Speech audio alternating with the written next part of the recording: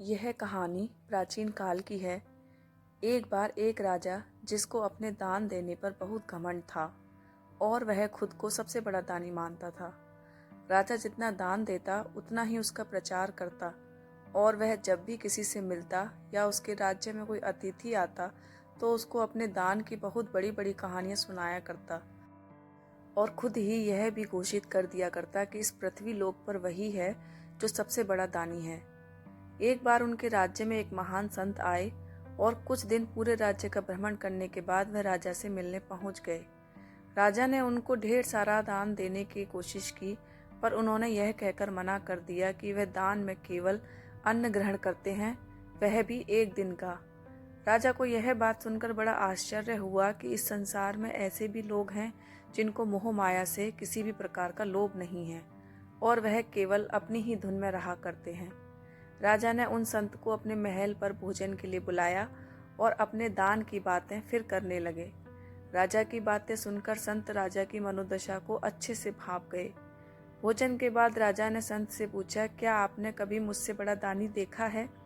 संत ने मुस्कुराते हुए कहा, मैंने अनेक ऐसे लोग देखे हैं जो तुमसे बड़े दानी हैं। यह बात सुनकर राजा चौंक गया और संत से बोला, अगर ऐसा है तो चलो मुझे भी दिखाओ। मैं भी अपने से बड़े दानी को देखना चाहता हूँ और यह भी देखना चाहता हूँ कि उसने दान में क्या क्या दिया। संत राजा को अपने साथ गांव की ओर ले गए। गांव में एक किसान अपनी फसल को खेत से लेकर जा रहा था। संत ने उस किसान से कहा कि मुझे अपने शिष्य के भोजन के लिए आपकी फसल का आधा हिस्सा चाहिए, क्या आप मुझे यह दान में दे सकते हो? किसान ने मुस्कुराते हुए संत से कहा, आप जितना चाहो उतना ले जाइए। राजा ने अकड़ कर कहा, लगता है इस बार फसल बहुत अच्छी हुई है। किसान ने बड़ी विनम्रता से कहा, नहीं, इस बार फसल पहले की तुलना में बहुत कम हुई है और इस फसल में मुश्किल से मेरे परिवार का गुजारा हो पाए। राजा फिर गुस्से में बोला, तो फिर तुमने यह फसल दान में देने के लिए हामी क्यों भरी? किसान बोला, इस फसल से मेरे परिवार का गुजारा तो नहीं होने वाला, लेकिन अगर इस फसल से संत के शिष्यों का पालन हो जाए तो इससे अच्छी कोई बात नहीं हो सकती और मेरे परिवार का पालन पोषण करने के लिए ऊपर वाला स्वयं है, वह किसी को भूखा नहीं मरने देगा। थोड़ा आगे चलकर संत एक फल बेचने वाले के पास राजा को ले जाते और उससे कहते हैं कि जो भी कमाई आज हुई है, क्या आप मुझे दे सकते हैं? इसको मैं धार्मिक काम में लगा दूंगा और आपके सारे परिवार का कल्याण होगा। फल वाला मुस्कुराते हुए बात मान जाता है और कहता है, अगर आपको कुछ और पैसे की ज़रूरत है तो मैं घर जाकर ले आता हूँ, मेरा घर पास में ही है। राजा उस फल वाले से कहता है, तुमको बहुत मुनाफा हो रहा है, तभी तुम इतना मोटा पैसा दान में दे रहे हो।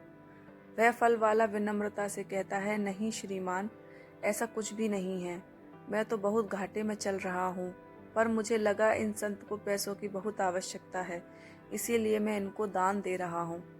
संत राजा को लेकर दूसरे गांव की ओर बढ़ते हैं, तभी उनको रास्ते में एक वृद्ध भिखारी मिलता है जिसके पास खाने के लिए केवल एक रोटी ही होती है। संत उस भिखारी से कहते हैं कि मुझे भूख लगी है, कुछ खाने को दो। वह भिखारी अपनी आधी रोटी तोड़कर संत को दे देता है और कहता है, मेरे पास बस इतना ही है। संत कहते हैं, पर मेरा इतने से काम नहीं चलेगा। भिखारी अपना बचा हुआ रोटी का हिस्सा भी संत को दे देता है और संत से हाथ जोड़कर कहता है, महाराज, इससे ज़्यादा मैं आपके लिए कुछ नहीं कर सकता, मुझे क्षमा कीजिए। महाराज भिखारी से कहते हैं, लगता है तुमको बहुत भीख मिल रही है, तभी तो तुम अपने हिस्से का खाना दान में दे रहे हो। वह भिखारी राजा से कहता है, मुझे आज 2 दिन में यह एक रोटी मिली है, मैं 2 दिन से भूखा हूँ, पर मुझे लगता है आप लोगों को मुझसे ज़्यादा भूख लगी है, इसीलिए मैंने आपको अपनी रोटी दे दी। मुझे तो भूखे रहने की आदत है, पर शायद आप लोगों को आदत ना हो। संत राजा से कहते हैं, देखा तुमने, तुमसे बड़े कितने दानी हैं। राजा आश्चर्य से कहता है, पर अभी तक तो मुझे कोई बड़ा दानी नहीं दिखाई दिया।